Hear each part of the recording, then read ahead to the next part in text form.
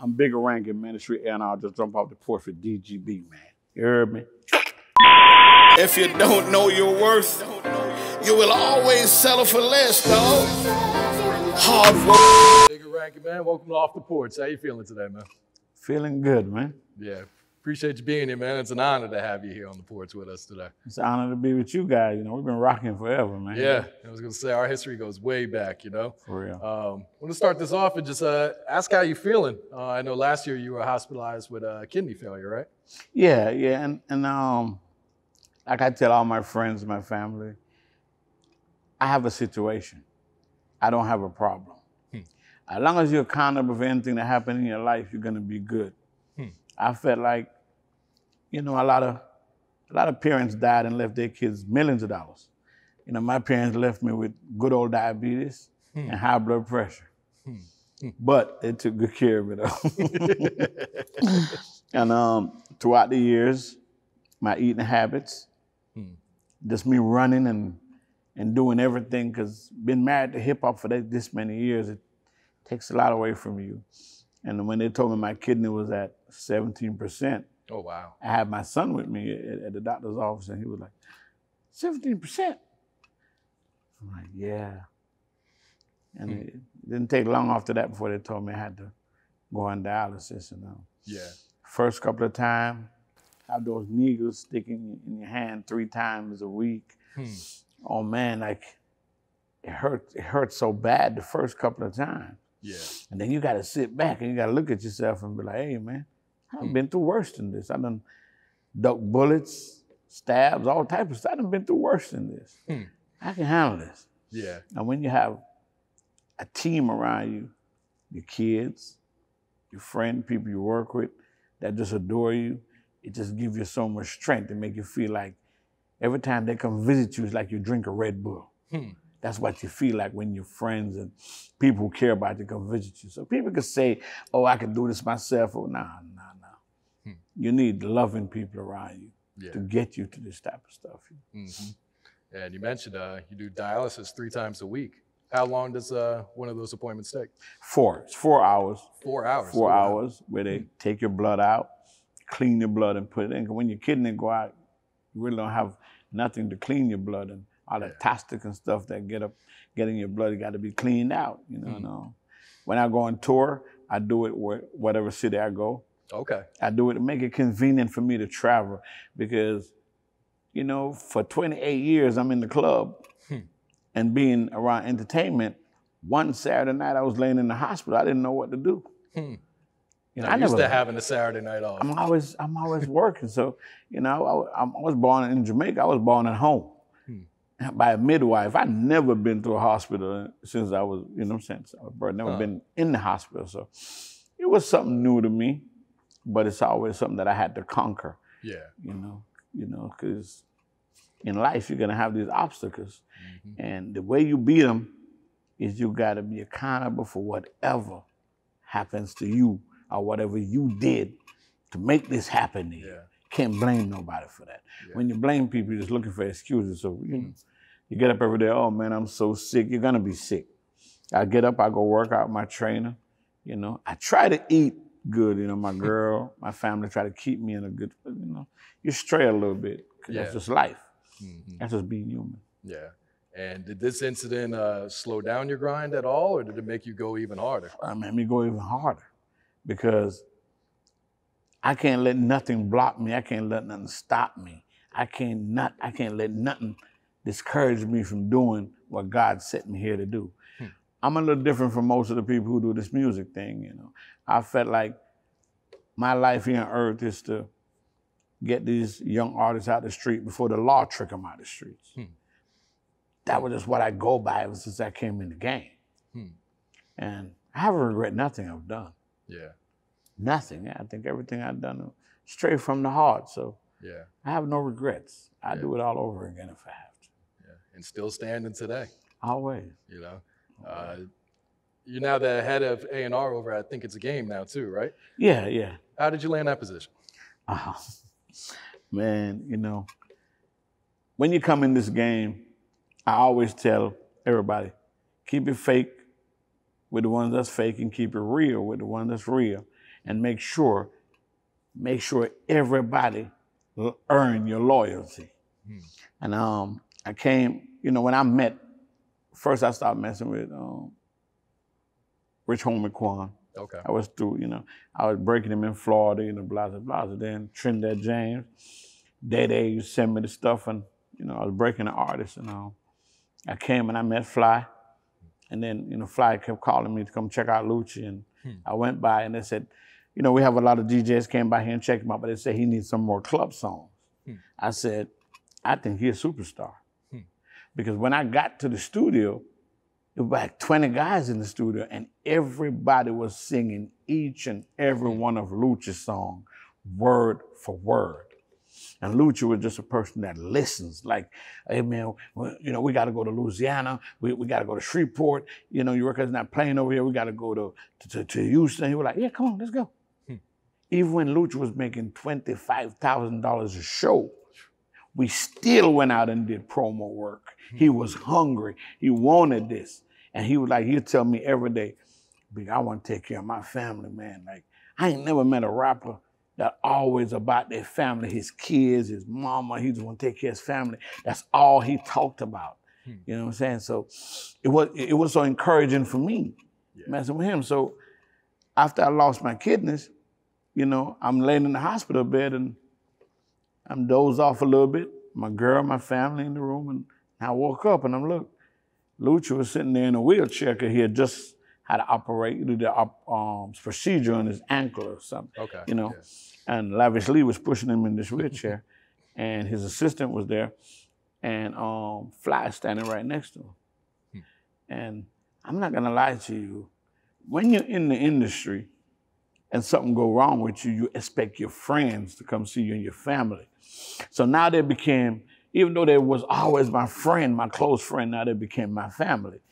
And DJ Drama is something Prince, Jay Prince book, and DJ Drama sent me some flowers. These are people that I knew they're so busy, I never expect them to do anything for me. And man, you know, Fly them that spoke to me, and so when you get out, you know, come out of the office, we want to talk to you. And when say, hey, man, want you to be an A&R, and gave me the big chain and everything, and I was like a rapper. I'm like, damn, man, I'm feeling like a rapper been signed here, even though I've been in the industry so long. It was a difference. It made tears come to my eye, because here is some, you know, it's a male-dominant field, you know? But here these guys show the compassion and love and appreciation to do this for me. So I always forever love Lucci, because he was the first artist that I did intros for, that when he put the record out, he put it out with the intro on all platforms and called me to shoot the video. He was the first one to do that. We did Patience, and everybody was like, oh man, it was so hard. But Lucci really, you know, him and Fly, like, you have to be in this video, like, you're the man. You know, you gotta let people know. The younger kids need to know who you are. And the one I did, the Heartless record, we were just looking last year at all the kids that graduated from high school and college, and how many of them used a couple of those lines in their speech, and it just made me feel good. I had to call them and tell them thank you, you know. And a lot of people think, you know, you get too big to thank people. But in this industry, a thank you go way further than a check. Oh yeah. Because it made the relationship more stronger, and people know that you care. You know, that's what that is. That's that whole A&R thing. That's where it came from. It's a long story, but that's where it came from. And what are some of your responsibilities with that role? Responsibility to me to go out and find some good artists, and then when it's time for them to put out the project, we sit down, we listen to music. You know, people don't really understand. I used to be on the outside. I didn't know it was this much work. Like Day, Fly, man, Nephew, they sit down and they go through these records, and the artist is gonna argue with you. No, I don't want to put this one out. I want to put this one out, and I want to change that verse. And it was, no, I think that verse is good. And I'm like, oh, I don't think that verse. You know, it takes a lot of tug of war. Like, an A&R job is not something you just go and get you some money. This is hard work. I respect them now more than I used to when I was on the other side.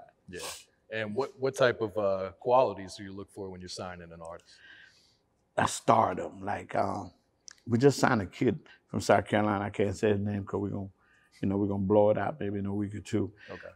But I just watched this kid rap, and a minute into his song, I was like, he's a star. Some people just got it, man.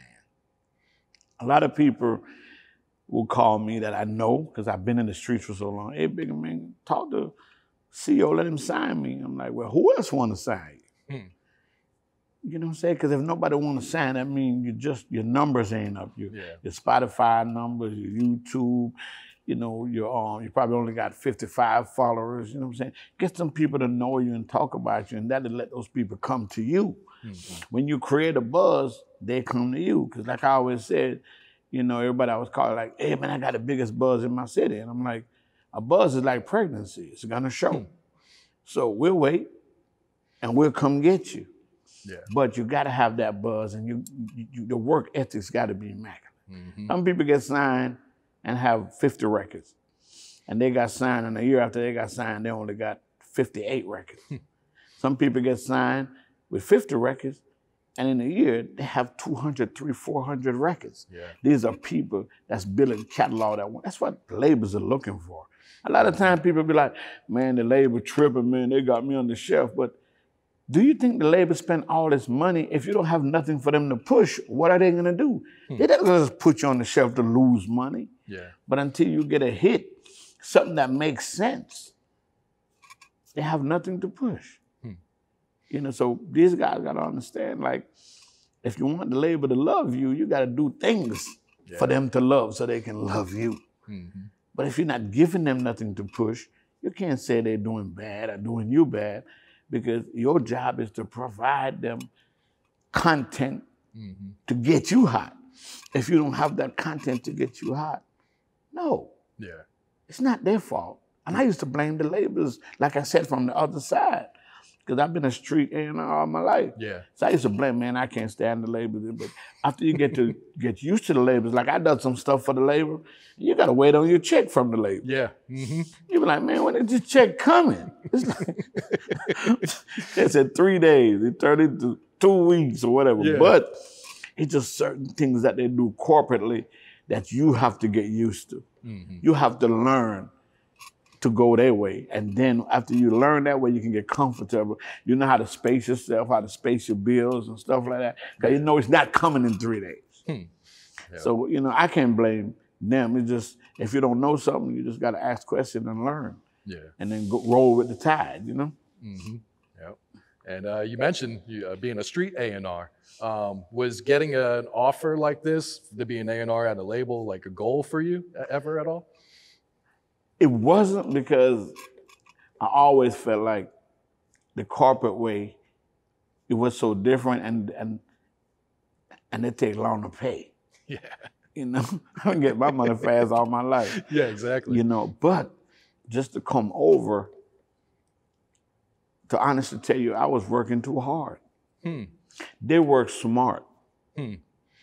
But I keep telling artists, even though you got streaming, and even though you can put your content on YouTube, all this stuff, you still have to go touch the people, because your features and your shows is what really get you that quick money. And a lot of them be like, oh, we good on the internet, we this, we streaming. But you know, yeah, you can still wait on your little streaming check, but go out here and touch these people. And hey, my name is Blase, this is my single, and give it to the DJ. You know, make some type of relationships with these DJs. Keep going, just keep hustling.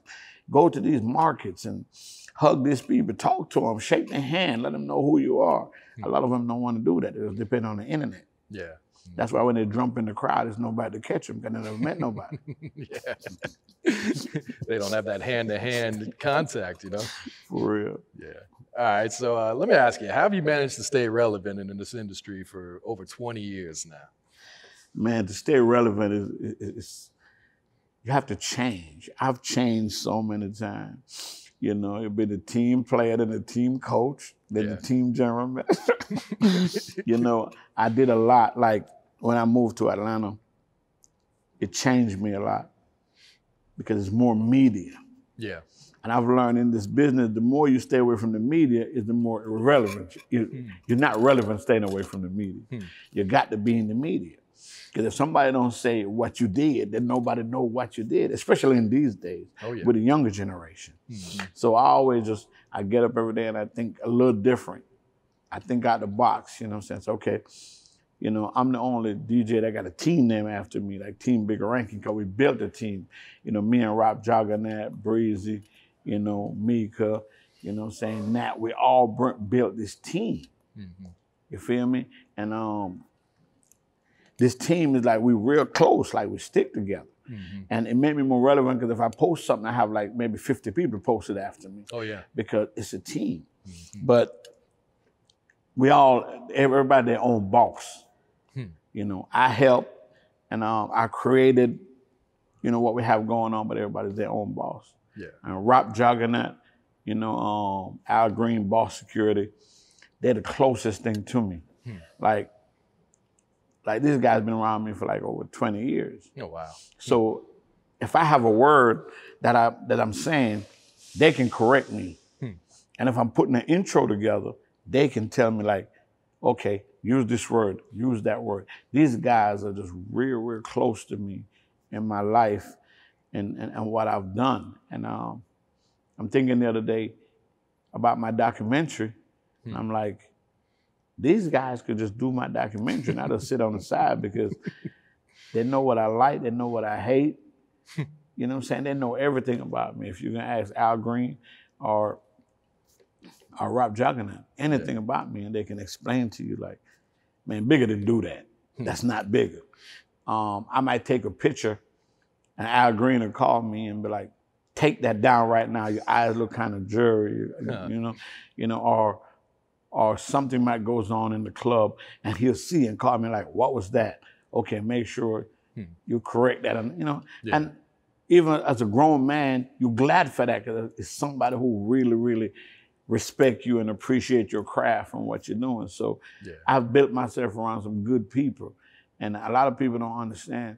The people I came up with is the same people around me. So when I get to the top, I don't have to hire a bunch of people to watch. I got to pay you to watch him, pay him to watch you, pay her to watch him, or whatever. I've been paying my money just for people to watch people to keep my money right. I'd be broke paying people to keep my money right. So, you know, I'm glad. And that's how I stay relevant, and just having people around me that I trust, and the media, and where I'm doing my mix. I haven't changed. Real Nigga Radio is the same. It's the same drop. Yeah. And a lot of people that ask me who gave me that first Real Nigga Radio drop that I kept, and that's Sean J from Fillmore. Really? Huh. It is untouchable. And I did the other one, and he did one, he did two. And I have drops from Jeezy, from every artist you could think of, Ross, everybody. But that's the one I use all the time because it's authentic. And at my age, I could never change all that stuff because that's the stuff gonna go down in history. Yeah. You know what I'm saying? For all the artists that Real Nigga Radio broke, oh man, it's endlessly. I could not sit here and just name them out for you because I'm gonna miss somebody. Yeah. And I never, all the artists I put in the game, I never look for them for nothing. Because I feel like I get my blessing from God, not from man. Man can give me an offering, but he can't bless me. And I used to be like that when I was younger. Like, oh, I broke this guy record, he can't even come to my birthday party. And then I look at my kids going to college, they have a nice car, live in a nice house. I'm like, here is where the blessing coming from. Sometimes you be looking in the wrong places for your blessing. Yeah. And I learned that at a young age, you know what I'm saying? So. Yeah. And speaking of mixtapes, they've taken a hit the last couple years with the rise of streaming. Does the game still need mixtapes in 2019? I probably do 5, 6 mixtapes a month, you know, because I host a little different from a lot of people. My intros is even bigger than my whole host. Yeah, they're legendary. You know, so it's basically, they're paying really for the intros because I don't talk that much in mixtape no more because that doesn't work anymore. Some people be still asking for that. Yeah. You know, but I basically do the intro. My intro is big, and what I do with my mixtape, I have a team. We all post it. We all push it. So my mixtape just come real different. It's just like doing an album. Yeah. You do a mixtape with Bigga Rankin, it's an album. I'm gonna give you a wicked intro, like when you listen to the intro, you kind of understand what the content gonna be. Yeah. And then I might drop something in the middle, and then have the outro, and that's it. So it's just like an album. You know, it's no different. The new 2 Chainz album, I got a skit on there. And, Oh, really? But my name wasn't on the album. But after that song, I Said, I got a skit on there. And somebody called me, hey man, I didn't know you was on a 2 Chainz album. I said, I'm on a lot of albums you don't know I'm not. Because I say stuff with substance and people kind of gravitate to it. Because I'm in my 50s, but I hung with a lot of older people when I was coming up. And some of the stuff they said, I have to get older to understood what they mean. Because, you know, it's a lot of things. Being in Jamaica as a kid, you hang around with older people and they say stuff and it just sounds like it just go through your ear and come through the other. But when you get older, you understand that make a lot of sense. Yeah. All right, so what role does the DJ play now in 2019? I would say it's a good role because, like, if DJs don't play your song in the club, how you gonna get club shows, man? I mean, they have to play it in the club so the consumers, the customers hear it, they don't want to see you live. Plus, the greatest thing that's done for the DJs is artists cannot blame DJs anymore why they didn't make it. Yeah. We don't get the blame no more since they got the internet and all this stuff. They cannot blame us anymore. Yeah. It's not our fault. You feel me? That's a good thing about it. But I feel like DJs should just keep doing what they do. And like I said, the difference about me as a DJ is I got a couple of people like on my team that always, you know, I think we have like 73 DJs on my team. Oh, wow. So, you know, we send them the records and we do conference calls and I still, you know, get with them and, you know, let them see how they feeling, all the records out there, blah, blah, blah. So we still have that network. You feel me? So DJs still mean a lot to this business, man. DJs will never go away. Yeah. Even if you're on autoplay, DJs would never go away. DJs always gonna be here. But I just feel like I was telling DJs, you know, try to apply for different job in the music industry. Yeah. Because there's a lot of openings that we can do because, you know, we are the one that make all the decisions out here. So apply for jobs. Don't be scared to apply for those jobs. Yeah. Because you're qualified for it. Yeah. And a lot of DJs are transitioning to producing right now. Definitely. Did you see that trend coming? That's beautiful. Well, I don't know, since you'll be around it a lot and they be around producers a lot. Yeah. And a lot of DJs are producers. A lot of DJs are producers. So, and especially when you go to like a Red Bull clash or something like that, the producers doing the clash. You know, so I seen it coming. Yeah. You know what I'm saying? I can't produce. No. I feel like whatever I do it so good, I don't want to add nothing to it. You know what I'm saying? You know, I might go to McDonald's and I want a Big Mac. And just the way they do it is good. If I got to go back there and cook and learn how to cook that Big Mac, it probably wouldn't be that good. So, you know what I'm saying? Whatever I do, I want to be excellent at it. And whatever you do, I want you to be excellent at it. And we get together and just make history. Yeah. Your Breakfast with Bigga videos on social media is where you give out a lot of game and advice are a big hit. Why did you decide to start doing these videos? Man, the Breakfast with Bigga is when I get up in the morning, and especially since I lost my kidneys, and I was training, I used to get up and go with my trainer. And to get up in the morning, the first thing is to go exercise. If you're not a person that been doing it all your life or most of your life, it's a little difficult. Yeah. So when I got up and I was going, I never answers my phone because it's all about energy. And if you call me and be like, oh, so-and-so got hit last night, whatever, it just brings my energy down. So I said to myself, I'm not going to answer my phone before I go work out because I want to keep that good energy going into the working out. I'm like, damn, that makes sense. I said, you know what? I just start every morning while I'm going to work, I just start spitting some game. And it just come right. Whatever I wake up, whatever I feel on my heart, that's what I spit. You know what I'm saying? And everybody was like, until somebody from LA called me and be like, hey man, we need to put this together and blase and whatever. And I'm like, I don't know if I could do a show with it because I just speak off my heart. What if I don't feel like speaking anything tomorrow morning? You know, that's the stuff, that's the fear I have, you know, because coming up in life, you know, as a kid, you know, my dream was to be a preacher, have my own church. So a friend of mine said, well, man, you know, they got a school over there you can go to learn how to be a preacher. I said, no, I want to be anointed. I don't want to be appointed.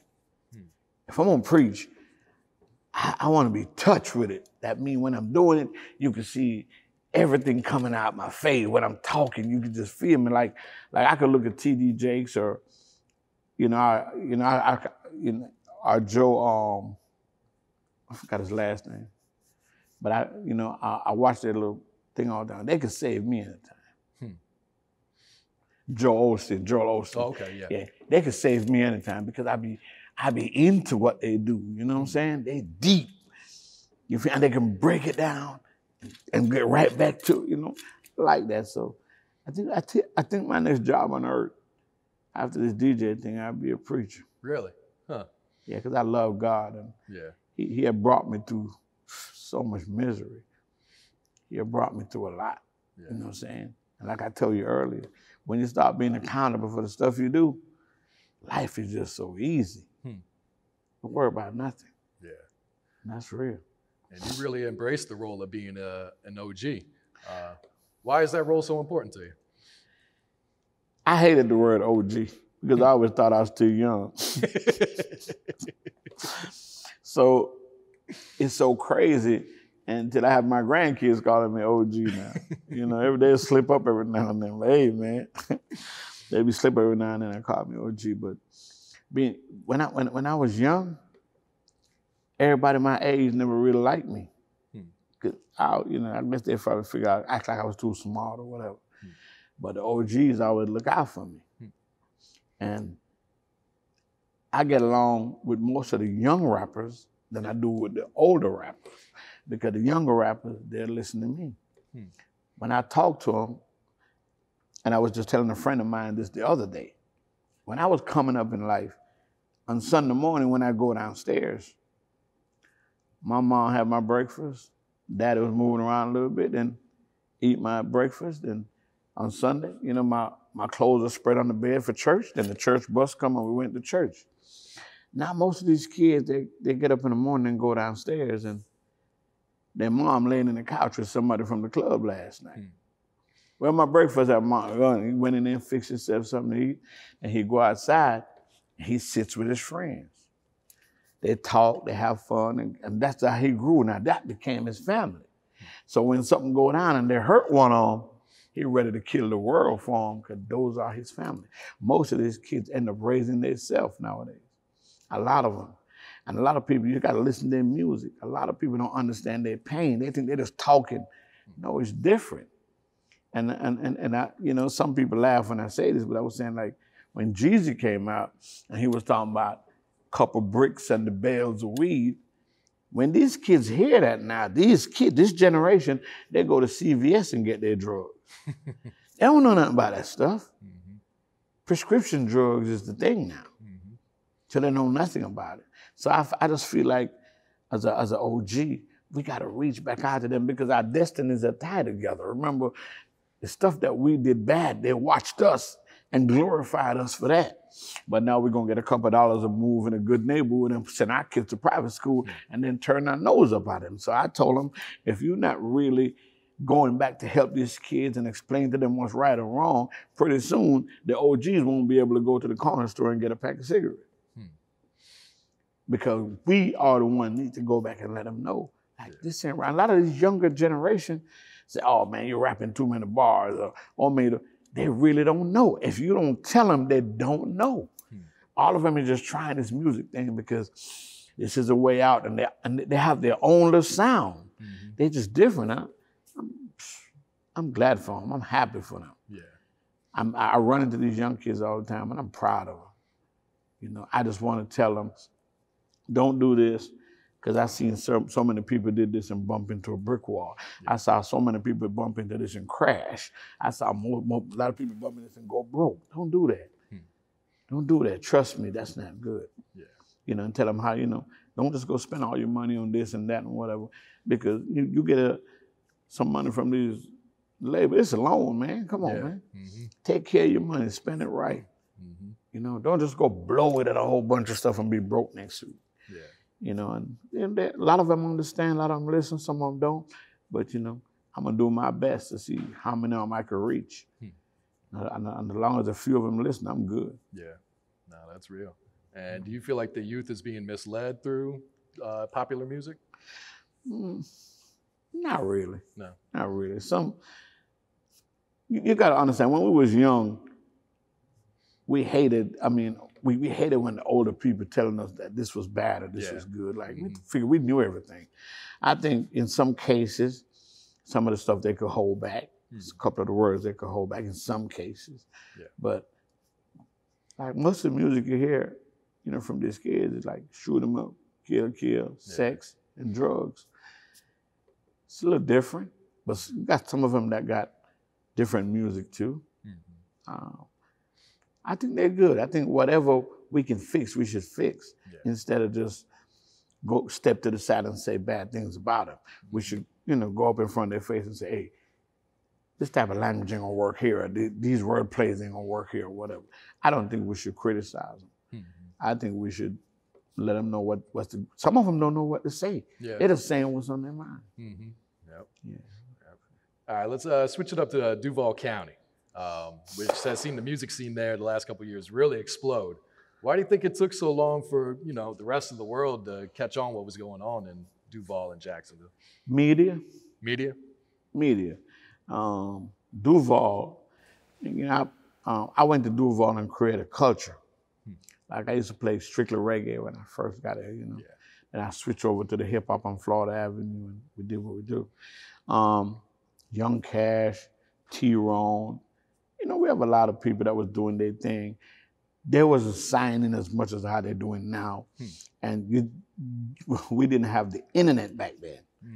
You know what I'm saying? Everything was off the muscle. The internet came in and it helps a lot of people. I help as much as I can with people from Duval. Yeah, you do. I never sometimes, you know, my city, oh man, why you didn't get this person signed, or why you didn't get that person signed? Like, it's nothing I could do. Like, I'm a DJ. All I could do is play your record, let somebody else recognize what you got going on. You know what I'm saying? All I could do. I don't hold no keys to no label or whatever until now. And even now, to sign somebody from my city, they still have to have the numbers that the label want. You know what I'm saying? But I help a lot of them in my city, and I love my city because that's where I started from. And you know, when I first moved away, a DJ was on the mic and said, oh man, Bigga Rankin moved to Atlanta. Then when all the artists in Jacksonville, you know, got on, then they moved, but it wasn't no problem then, you know what I'm saying? Because I was the first one to do it. It's cool though. You know, I love my city. I do whatever for them. And we have a lot of talent there. And I really want labels to go through Duval and show some love, because Duval got talent. They're doing so good right now. I'm proud of my city. Yeah, that scene is really on fire right now. Do you remember when you put out your first tape? Yeah. What year was that? Do you remember? Probably about 20 years ago. 20 years ago? It was an artist called Floaty, Big Floaty. I actually remember that name, yeah. Yeah, Big Floaty from here in Atlanta. Okay. I did his first tape, and then I did, my first major tape was Pliers. You know, 36 ounces. Yeah. Oh man, I talked so much junk on that tape. I was just like, you know what I'm saying? I was just, somebody asked me if I was irate about something, if I was mad about something, but I just went off. You know, it was beautiful. Yeah, speaking of your intros, you know, we mentioned that so many of them are so legendary. Where does the inspiration come from for, you know, what you say on these intros?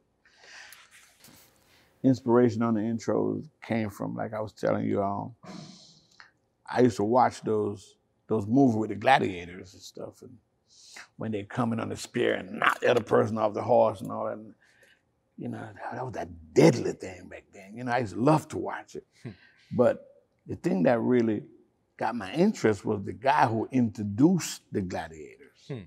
So when I watched him, and you can see when he's saying the name, he's walking around, it'd be goosebumps on the people's hand. Like they're loving it, cheering, like, hey. And then, you know, when he come out, he performed better because this was the guy that introduced him. So that's how I want to be. And, you know, like I said, having Rap Juggernaut and Al Green, you know, when you write something, you can have people look at it, or you call them and y'all put it together, it just come out way better than just you know what I'm saying? But I had, you know, I had substance in everything I do since I was young. You know what I'm saying? I had substance deep.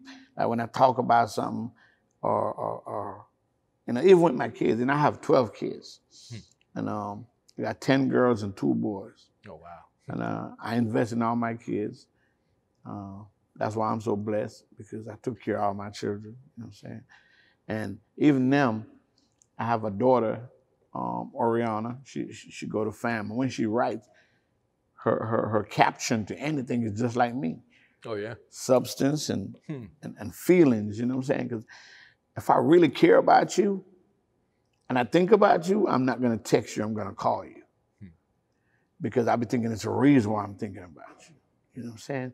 And that's how my kids think too, you know what I'm saying? I'm deep into that substance stuff. Yeah. People around me, I've never, as a DJ, I never played a diss record. Because I'm not into diss records. I'm not into beefs, none of that. I'm just into music. Music soothes the savage beast. If you have a newborn baby, it's the music for that. If somebody dies, it's the music for that.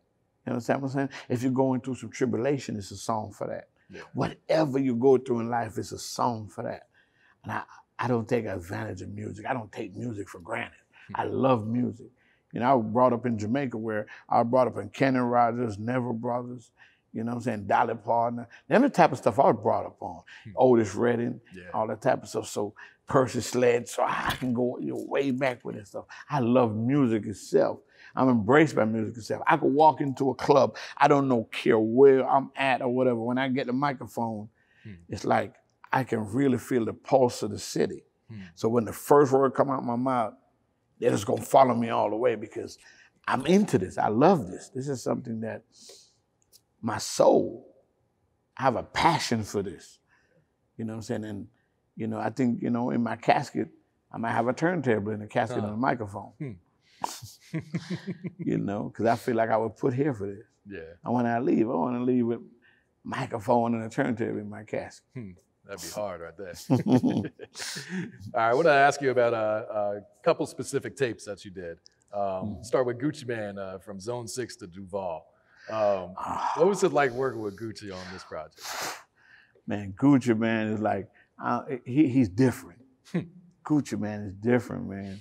He you know, every time Gucci Man get out of jail, I'll be the second show he do.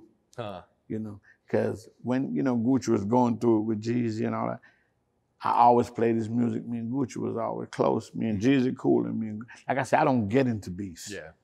You know what I'm saying? I really, really like both of them. But that tape, man, Gucci had spent almost $25,000 in beats. Oh, wow. And we went to Patchwork and get some of the beats mixed, and we went to Jacksonville. He had to bought a Corvette. We went to Jacksonville and did the tape. So it really was from Zone 6 to Duval. Man, if you listen to that tape, you don't really hear nobody explain those records. Those were just my records. And that was the first time I heard rap on Pandora. I had Zone 6 Duval had his own station in Pandora. Really? Forever. From way back. That was one of my huge tape. I called, you know, just like 36 ounces with plies. That was a huge tape. You know, I went my first time on Rap City. I went on Rap City. I had the little cover holding it while I was in the basement of Rap City. I was holding up a little cover. You know what I'm saying? Who was the host of Rap City then? It was a guy from Tampa. Mad guy Links? from Or, Madeline. Mad Links, Mad Links from Tampa. And then I had my other huge tape with Yo Gotti, CM5. Yep. Yeah, that was another one I was going to ask you about. How did that one come about? Man, like me and Gotti used to be like always, when I met him, Ricardo Hunter introduced me to Gotti. And I got with him and man, we just started doing some tapes and taking him. I took Gotti to some of the country towns and, you know, all that, man, I had a ball with Gotti. You know, Gotti tape. Gotti always made good music. He just put the best songs together. And we put it together, man, and it just, I have some pictures of my, when I was living in Jonesboro. I just moved to Atlanta. Like, you know, and we were sitting there bagging the tapes up, you know, bagging them up, putting them in there, just bagging them up. Yeah. It was fun just bagging them because it was heat, you know. The first cocaine music I did for Yo Gotti was so crazy. He was in St. Louis. I still got a picture of it. And he put it in a Ziploc bag and tied. And it was cocaine music, and they took a picture of it, you know, and it was beautiful. It was beautiful. And I'm gonna tell you another one too that was great. Tape that I did. You know, we talked about the Gotti, we talked about the Plies, Young Buck. I did a tape with Young Buck. Okay. OJ the Juice, man. Oh man. That was a hard, man, I'm talking about that tape was so hard, man. And Ross, did some beautiful tapes with Ross, and then 2 Chainz, of course, Trap-a-Velli 1 and Trap-a-Velli 2. Trap-a-Velli 2 is really what set 2 Chainz off, in my eyes, you know, as a solo artist. Yes, sir, Trap-a-Velli. And then Young Dolph. Hustler's Paradise. Man. That was the tape that really, that was the tape that made me book Dolph for South by Southwest. Man, we went we went crazy on that tape, man. What did you see in Dolph back then? You know what? The crazy thing about Young Dolph, Ricardo Hunter introduced me to Young Dolph again. It was in Memphis. Me and him and Kingpin, we were sitting, you know, in the IHOP, and we talked, and he was like, yeah, man, I want to do a tape, man, but he had some personal stuff he was going through. So he gave me the music, and we had the music for like a month. And he was going through this personal stuff. We never got, you know, so he supposed to send me 2 or 3 more songs. Yeah. Then he called me, and he said, you need to talk to me. And he came, he told me, he said, look, man, I got some problems, you know. And he told me the problem he was in. And that's when I changed the intro, and I used that intro, I think it came from a movie called The Town or something like that. But when he said he had to tell the judge something, blah, blah, blah. Yeah. But that's what I used for the intro. Then I started talking, and we just went crazy. Man, the thing about Dolph, the thing about Young Dolph that separates him from a lot of rappers, after we did that tape, we went on a tour. You know, after I do tapes, I take the artists out. We went to Orlando. I'm waiting on Dolph. He had just went and pulled his wisdom tooth out. Yeah. He came on the tour. We met us in Pensacola first. His jaw this wall, he can't even talk. He talking like, you know, he talked funny anyway. Plus, you know what I'm saying? He would do it. And then I'm speaking for him. Then when he got to Orlando, he swallowed a little more. And he still, I'm like, man, you need to go rest. He said, I want this. I want this Bigga Rankin. And that's why until today, every time I look at Dolph, I can see him with a towel over his head, his jaw swelled up like a balloon, telling me he want this. And that's when you know that's it. Yeah. That's the work ethics. That's the person that's gonna make it. I need to use him as an example. I need just this drop right here to show people when they're sitting around crying about, man, I've been up all night. I wanna show them this. He pulled his wisdom tooth out, jaw this swell, still on the road with a towel over his head, trying to make this happen. And that's why Young Dolph deserved everything he got right now. He deserved it. Yeah. He's blessed. Yeah. Yeah, let's talk about these street and greet tours that you do. You take these artists, you know, around the different radio stations, nightclubs, networking events. Where did the idea come from to start doing these? The street and greet tour, like I said, Boss Conglomerate, Al Green, which is something I should call him my manager because he bodyguard me, manager, he my life coach, he did everything, you know what I'm saying? And we were doing it was called meet and greet. I said, man, Al said, you attract the craziest people in the world. You attract just the craziest people, man. The thugs, the craziest. So this need to be street and greet. And we put it together and we start moving. Man, our first candidate was 2 Chainz. We run 2 Chainz all the way through Florida. We went crazy. Then we did Snooty Wild. Okay. Then I remember I had Lucci, Cat One, Bankroll Fresh. Black Youngster was at a few dates with us too. Okay. You know what I'm saying? Young Greatness. Man, you know, I had a little baby out for 4 trips, 4 or 5 trips before he went up, you know, and did his thing. I brung the Migos out like to Tampa. We did like two with them. And I did like, man, most of everybody in the game have went through the street and greet thing. And I do it now, and it's so easy now. Like back then I had to do it 4 weeks out. Now I could just do 3-4 days out. Cause I do 3 weeks out in a month. Okay. I do 4 days, and then the rest of the days I just do my book dates, cause I get booked all the time, so I still gotta do those dates too, my hosting and stuff. And it is beautiful. It is beautiful. We help a whole lot of artists. The artists we just signed, the TIG from South Carolina, I got them off the street and greet. Okay. You know, so it's a big help. Yeah. It's a big help, and a lot of people call me, and I just can't. I wish I could help everybody, but you know, I tell everybody I'm like FEMA. Everybody gonna get a check. Everybody just ain't gonna be satisfied. And a lot of these artists, this is their first time hitting the road, right? Yeah, it's their first time hitting the road. Yeah. And like I tell them, when you go on the road, when I go into the city, we made sure we got there. We do studio, which is a meet and greet. Then we do radio, and then we go to the club afterward. If you go to these 3 places at each stop, and you ain't, and when we finish with it, and I come to you and say, how many numbers, how many contacts has you saved? If it didn't save none, you don't need to go back nowhere with me. Because you don't want to be great. You just want to come out here and get on Instagram and say, oh, I'm on tour. You don't want to be great. When you want to be great, you got to be hungry. Because if you ain't hungry, in hip hop, closed mouth don't get fed in hip hop. You got to speak up. You got to step up to people. You got to talk to them. Whether you're a photographer, a singer, whatever, you got to speak to people. You got to push your card. You got to let, hey, this is my, you know, this is my code. Scan it and go to my thing. And, you know, you got to work, man. If you don't work, you're not going to eat in this business. This is not for quiet people. The only people should be quiet is the people that write the check. With these artists, is there one mistake you see these artists constantly making? Yeah.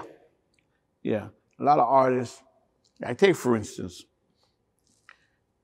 you go to the club and you say, okay, I'm gonna go to the club and I want to, you know, listen to music, what's going on, and see if I can. Well, you go in the club, you buy a section for like $3,000-$4,000.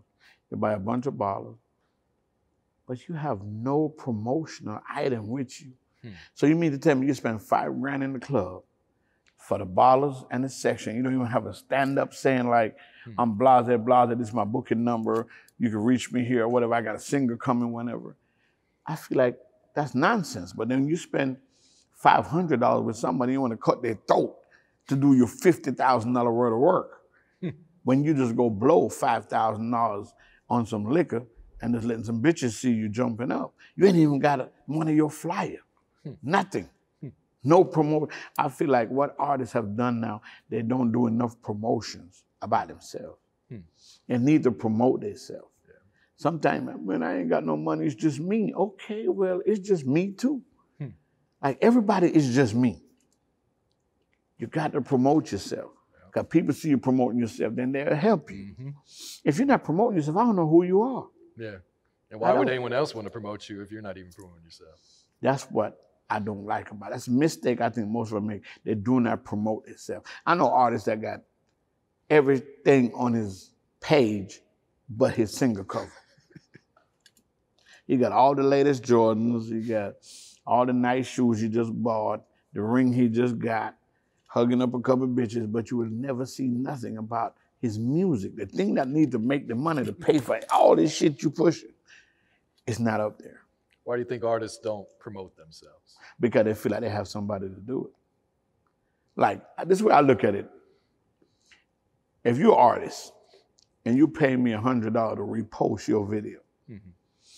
Then I repost your video, and they click your name and it goes to your page. The video is not there. Wow. Wow. I don't feel like looking at nothing else because the video that I just saw that belonged to you, I came to your page and it's not on your page. Explain that to me. Like, I don't get it. Yeah, it seems backwards. Yeah. Real backwards. All right. Let's talk about family. You mentioned family is very important to you, and you got 12 kids now, right? Yeah. I got Can 12. you talk about some of the sacrifices you had to make it where you're at now in your career? Man, the sacrifice is missing the first step from some of your kids. I lost a couple of girlfriends because I got married to hip hop, and the time you spend with them is just not enough. And sometimes time in a relationship means more than money. Time in a relationship, time matches right with love, you know? Yeah. You got to spend time. And what happened to me is with my girls, because I have mostly girls, I love them to death, you know? And I always, we talk on text messages like we have a group text or whatever, blah, blah, blah. I love my kids with a passion, like, because I felt like my mama had a bunch of kids and she raised all of us good, so it was my job to show her that I could do it too. And I have grandkids too, and man, I love them. You know, I'm just glad I'm still young enough to take my grandkids to Disney World, and play with them, because my grandparents was too old to do that for me. But kids, I feel like if you take care of your children, your blessing is unconditionally coming. It's always coming. It's a lot of times that in my life I wanted stuff and I prayed for it and it came immediately and I think it's because I took care of my kids. I'm always there for them. I never left, no matter what they want. I'm always there for all of them. All of them can vouch for that. You know, when I was in the hospital, the doctor was like, he never seen nothing like that before. You know, all my daughters was there and said, yeah, this is my crew. And you know, my girl, she look out for me too, make sure I'm good. Yeah. You know, she makes sure everything is good, make sure I take my medicine, make sure I make the right moves. She go with me everywhere I go. You know, she like my bodyguard. You know, so family is everything. Yeah. You know, I always tell people, like, friends you can choose, but family you got to keep. Yeah. And that's my thing. You know, I tell people every day that, you know, no, life is great, but no one gets out of life alive. No one gets out alive. Can't nobody come back and tell you, okay, this is how life was. No, when you're gone, you're gone. So whatever you leave here is that legacy that people can really, really embrace. Yeah. And if you can't leave a legacy for people to embrace, why was you here? You don't have to be a Bigga Rankin to leave a legacy. You just got to live good, man. And I've done some wrongs in my life, but I'm just glad that I had time to correct them, you know, and make my life better. Yeah. Especially with my children. Like, I don't have none of my kids that hated me. I don't have my kids that be like, oh, daddy ain't this or daddy ain't that. It's always, I love you, I love you, I love you, I love you. And when your kids tell you they love you, you don't need no money. Yeah. That's money.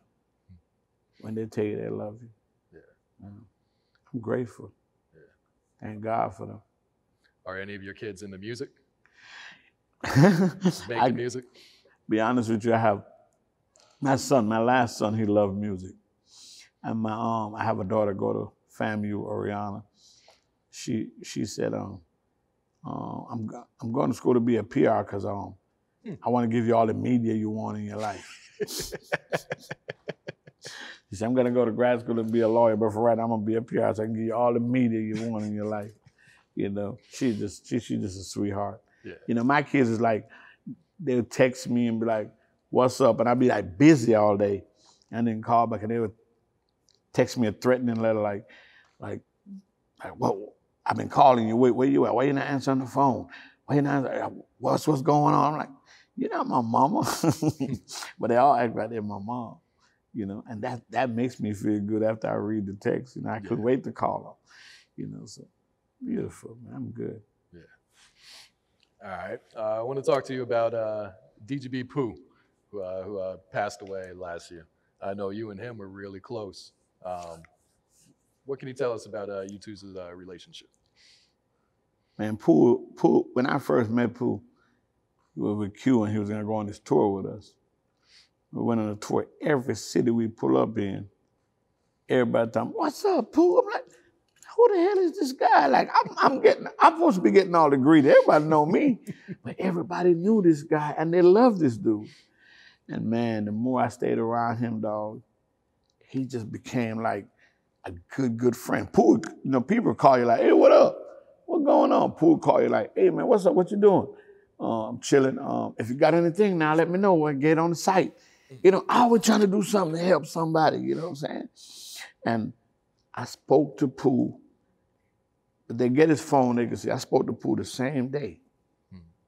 He was out in LA, San Francisco, wherever. He was like, "Yeah, man, I'm out here, man. I'm about to bring this dude on this street and greet with you because I got a situation for him, blah, blah, blah. We out here doing some stuff with blah, blah, and we finna go to the studio later." That's the last time I spoke to him. And like I explained to you earlier, Pooh had cleaned his Instagram out, but the only picture he left on his Instagram was with me. And I screenshot it because that meant a lot to me. Because even though I was older than Pooh and I teach him stuff, he teach me a lot too about the corporate part of the music. He made me want to be an A&R. You know, he teach me, he knew a lot. And everything I know was just street. Put this here, play this here, put this over there, put that over there.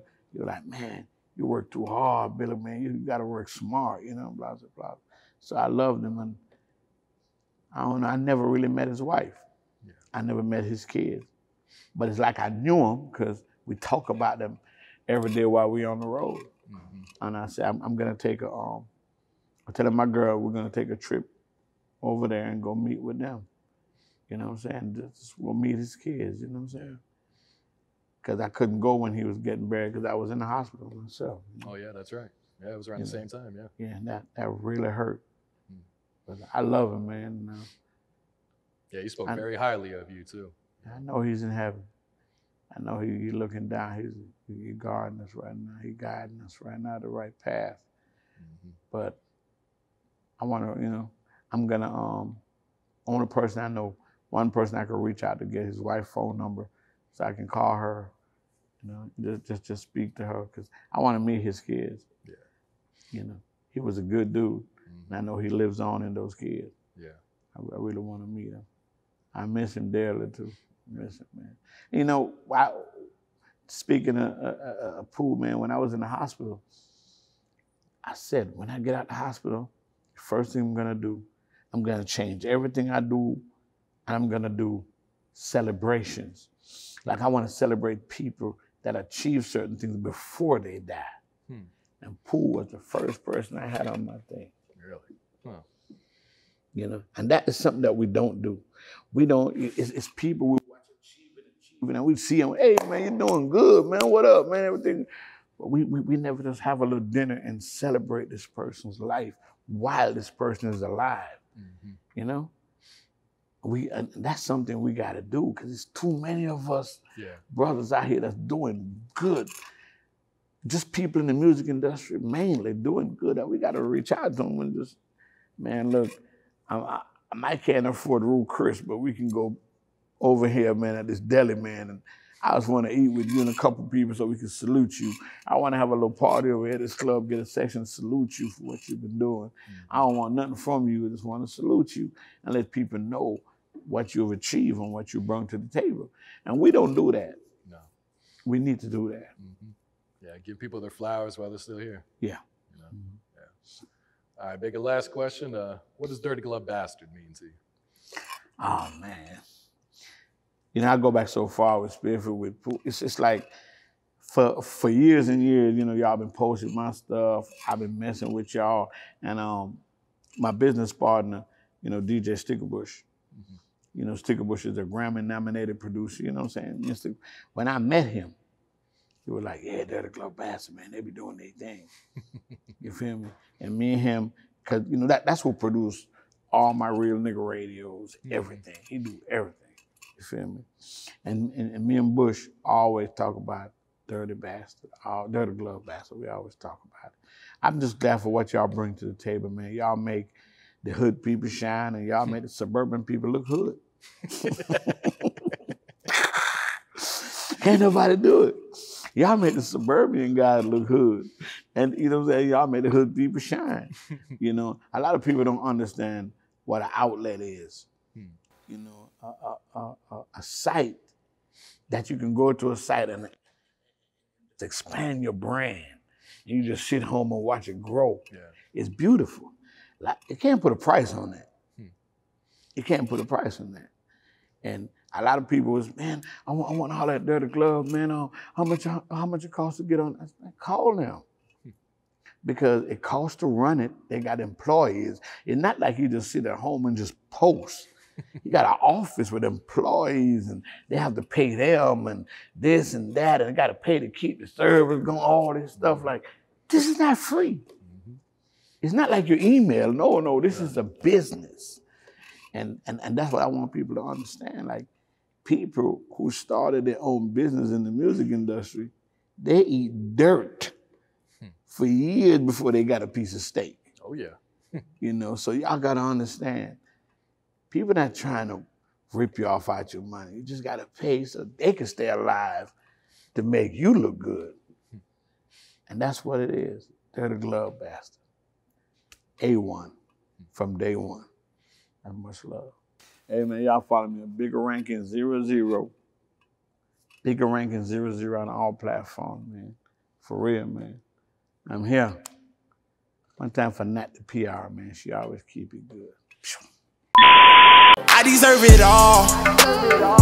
Yeah. Baby, I deserve it all.